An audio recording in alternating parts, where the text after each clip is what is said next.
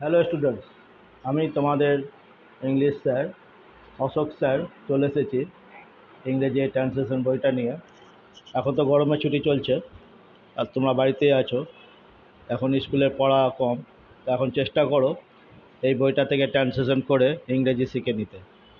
আচ্ছা, যদি আমি বলি তোমাদেরকে যে পুকুরে নামবে, নেমে হাত পা নাড়াবে, 1 ঘন্টা ধরে জলে সাঁতার কাটবে, তাহলে সাঁতার কাটতে শিখতে পারবে? পারবে না। তেমনি যদি আমি বলি ফলগুলি খুব মিষ্টি ছিল, ইংরেজি বলে দিলাম আমি, the fruits were very sweet. বুঝতে পারলে? পারলে না। তো তার জন্য কি করতে হবে, যেমন সাঁতার শিখতে গেলে পুকুরে নেমে হাত পা চালিয়ে প্র্যাকটিক্যালি রীতিমতোভাবে অভ্যাস করতে হবে, তেমনি ইংরেজি শিখতে গেলে প্রত্যেক দিন এই ইংরেজি ট্রান্সলেশন করতে হবে এবং এই করার মাধ্যমে কোনটা সাবজেক্ট, ভার্ব, অবজেক্ট, প্রিপোজিশন কোনটা, অ্যাডভার্ব কোনটা, ভার্ব কোনটা, এসব চিনতে পারবে। অভ্যেস ছাড়া যেমন সাঁতার কাটা শেখা যায় না, সাইকেল চালানো শেখা যায় না, তেমনি প্রত্যেক দিন নিয়মিত প্র্যাকটিস ছাড়া ইংরেজি শেখা সম্ভব নয়। অনেক সময় মোবাইলে অনেক দেখতে পাবে, অনেকে বলে থাকে যে আমি 40 মিনিটে ইংরেজি শিখিয়ে দেবো, 45 মিনিটে ইংরেজি শিখিয়ে দেবো। এটা হয় না, এটা করা মানে বেকার। ডেলি অন্তত 5টা করে ট্রান্সলেশন করো, দেখবে একদিন অবশ্যই তোমরা ইংরেজি শিখে দেবে। আশা করি এতদিন পর্যন্ত তোমরা ইংরেজি সেন্টেন্স তৈরি করার যে নিয়ম সেটা অবশ্যই শিখে ফেলেছো। আমি আগে শিখিয়েছিলাম সাবজেক্ট, ভার্ব, তারপর অবজেক্ট দিতে হয়, এইভাবে সেন্টেন্স তৈরি করতে হয়। তো এই সেন্টেন্স স্ট্রাকচার করার ক্ষমতাটা একটু তোমাদের নিশ্চয়ই এসেছে। তো চলো কথা না বাড়িয়ে আমি আরম্ভ করি। কিভাবে সাবজেক্ট চিনবে, কিভাবে ভার্ব চিনবে, কিভাবে অবজেক্ট চিনবে এবং কিভাবে সেন্টেন্সটা গঠন করবে। তার আগে বলে নিই, যদি এখনও পর্যন্ত তোমরা আমার চ্যানেলটা সাবস্ক্রাইব করোনি তাহলে এই চ্যানেলটা সাবস্ক্রাইব করবে, লাইক করবে এবং শেয়ার করবে। আর যদি তোমাদের বুঝতে অসুবিধা হয় তাহলে কমেন্ট বক্সে মতামত লিখে পাঠাবে। তো দেখো, ইংরেজি যদি বলি ফলগুলি খুব মিষ্টি ছিল, ইংরেজি কি হবে? বানরগুলি ছাদের উপর ছিল, কি হবে? ওদের বাগানটি ছোট ছিল, কি হবে? এখানে যদি আমাকে বলো তো আমি বলে দেবো ফলগুলি খুব মিষ্টি ছিল, the fruits were very sweet, the monkeys were on the roof, their garden was very small. আমি খুব সহজেই বলে দিলাম না? কি করে? আমি কিন্তু মুখস্থ করিনি, বুঝেছি। রীতিমতো অভ্যেস করতে হবে। আমি যেমন আগেই বললাম যে সাঁতার কাটতে গেলে পুকুরে নামতে হয়, সাইকেল চালা শিখতে গেলে সাইকেল চালাতে হবে। কেউ বলে দিল যে হাত পা নাড়বে, জলে নেমে শিখে নেবে, এটা হয় না। তো দেখো, চলো বলছি। দেখো, এখানে লেখা আছে ফলগুলি খুব মিষ্টি ছিল। কার সম্বন্ধে বলেছে? সাবজেক্ট কার সম্বন্ধে বলে? অর্থাৎ সেন্টেন্সের মধ্যে যার সম্বন্ধে বলা হয় তাকে বলে সাবজেক্ট। এখানে কার সম্বন্ধে বলেছে? ফলগুলির সম্বন্ধে। তাহলে সাবজেক্ট কী হবে? ফলগুলি। ফল ইংরেজি তোমরা নিশ্চয়ই জানো, ফ্রুট। এবার গুলি আছে সেজন্য এস যোগ আছে, প্লুরাল হয়ে গেলে এস হয়। তাহলে সাবজেক্ট কী হলো? The fruits. এবার কি বলেছে? ফলগুলি খুব মিষ্টি ছিল। এবার সাবজেক্টের পর কী দিতে হয়? ভার্ব দিতে হয়। কাকে বলে ভার্ব? যে ওয়ার্ডের দ্বারা ছিল বোঝায় তাকে বলে ভার্ব। এখানে ছিল ইংরেজি কি তোমরা সবাই জানো? ওয়াজ।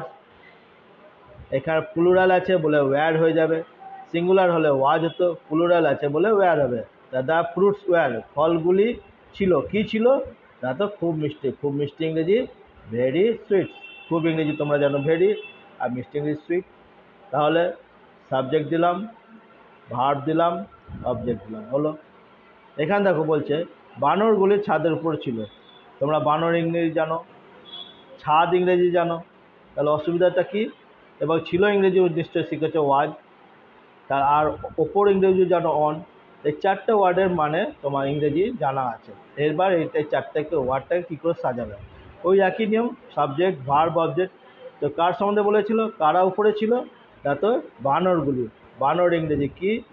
মাংকি। কিন্তু গুলি বলেছে প্লুরাল, সেজন্য কি হবে? MONKEY এস যোগ হয়ে যাবে, প্লুরাল আছে বলে এস যোগ হয়ে গেল। ঠিক আছে? তাহলে দ্য মাংকিজ এটা হলো সাবজেক্ট। এবার বানরগুলি, বানরগুলি কি? বানরগুলি ছিল, ওয়্যার, প্লুরাল আছে বলে দিলাম ওয়্যার, ছিল। এবার ছিল কোথায় ছিল? এত ছাদের উপরে। অন মানে ছাদ, অন মানে উপর, অন দ্য রুফ, রুফ মানে ছাদ, ছাদের উপরে হয়ে গেল। তেমনি দেখো ওদের বাগানটি ছোট ছিল। ওদের ইংরেজি তোমরা জানো, বাগান ইংরেজি জানো, ছোট ইংরেজি স্মল সবাই জানো। তাহলে সেন্টেন্সটা গঠন করতে হবে কীভাবে, ওই একই নিয়ম, সাবজেক্ট ভার্ব অবজেক্ট। সাবজেক্ট কাকে বলে, সেন্টেন্সের মধ্যে যার সম্বন্ধে বলা হয় তাকে বলে সাবজেক্ট। কার সম্বন্ধে বলা হয়েছে এখানে, বাগানটির সম্বন্ধে। কাদের বাগান, ওদের বাগান, ওদের ইংরেজি দেয়ার, তাহলে কী দেবো, দেয়ার গার্ডেন হলো, এটা হলো সাবজেক্ট। তাদের বাগান, দেয়ার গার্ডেন। তাদের বাগান কি ছিল, এটা ওয়াজ। তাদের বাগান, বাগান সিঙ্গুলার নাম্বার, সেই জন্য ওয়াজ দিলাম। ছিল কি ছিল, স্মল, এটা দিলাম সাবজেক্ট। অবজেক্ট, তাহলে দেখো সাবজেক্ট হলো, ভার্ব হলো, অবজেক্ট হলো, ঠিক আছে। দেয়ার garden, there garden was small. এবার নেক্সট কি বলেছে, তোমাদের গাড়িটি দামি ছিল। তোমাদের ইংরেজিও তোমরা জানো, গাড়ি ইংরেজি জানো, দামি ইংরেজিও সবাই জানে। ছিলটা বসাতে, এবার সেন্টেন্স তৈরি করতে কীভাবে হবে, কার সম্বন্ধে বলেছে, গাড়িটি। কাদের গাড়ি, তোমাদের গাড়ি, তাহলে সাবজেক্ট কী হবে, ইয়োর কার। ইয়োর কার হলো সাবজেক্ট। এবার ছিল ইংরেজি ওয়াজ, এটা ভার্ব দিলাম, সাবজেক্ট দিলাম, তারপর ভার্ব দিলাম। ছিল কি ছিল, দামি, দামি ইংরেজি কস্টলি।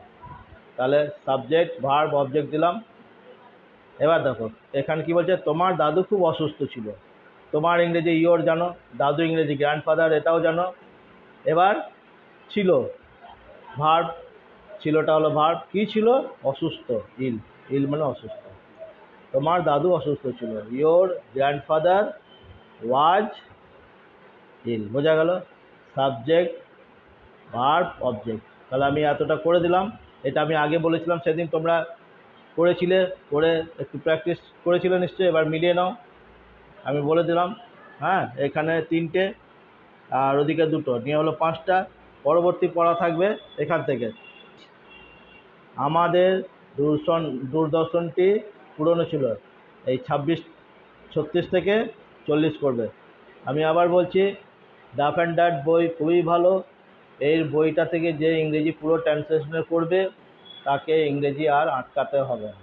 তাকে কেউ ইংরেজিতে আটকাতে পারবে না, সে অবশ্যই একদিন ইংরেজি শিখতে পারবে। এটা গোটাটাই হয়ে গেলে, প্রথমে এখন বি ভার্ব দিয়ে চলছে, এরপরে টেন্স আরম্ভ হবে, তারপরে অ্যাক্টিভ ভয়েস হবে। অ্যাক্টিভ ভয়েসে টেন্স হয়ে গেলে আমি এটা এই বইটা থেকে প্যাসিভ ভয়েস করাবো। অর্থাৎ তোমরা ডেলি 5টা করে করতে তো অন্তত 5 মিনিট সময় বার করো এটা করার জন্য। আশা করি তোমাদের চ্যানেলটি ভালো লাগছে। ভালো লাগলে অবশ্যই তোমরা চ্যানেলটি লাইক করবে, শেয়ার করো, কমেন্ট করো, এবং যারা সাবস্ক্রাইব করনি তারা সাবস্ক্রাইব করবে। ঠিক আছে, রাখছি তাহলে, নমস্কার।